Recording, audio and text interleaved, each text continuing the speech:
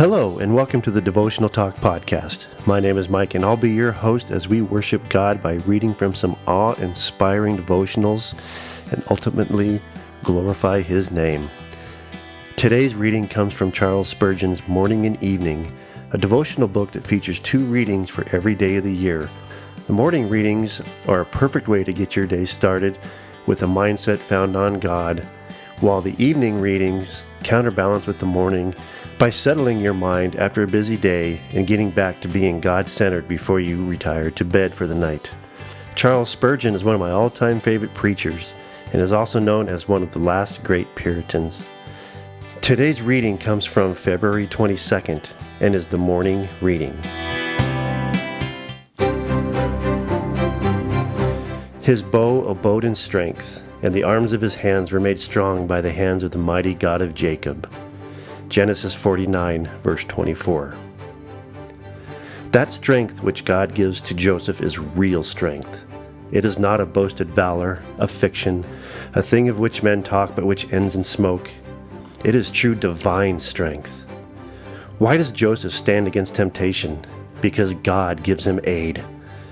There is naught that we can do without the power of God. All true strength comes from the mighty God of Jacob. Notice in what a blessedly familiar way God gives this strength to Joseph. The arms of his hands were made strong by the hands of the mighty God of Jacob.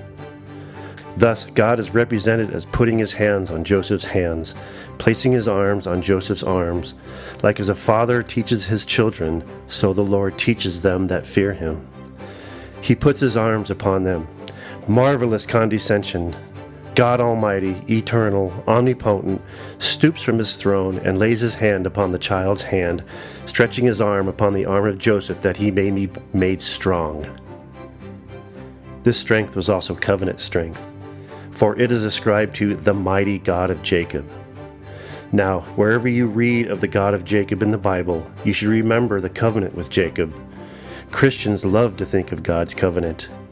All the power, all the grace, all the blessings, all the mercies, all the comforts, all the things we have flow to us from the wellhead through the covenant. If there were no covenant, then we should fail indeed, for all grace proceeds from it, as light and heat from the sun.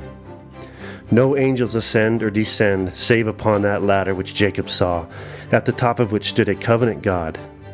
Christian, it may be that the archers have sorely grieved you and shot at you and wounded you, but still your bow abides in strength.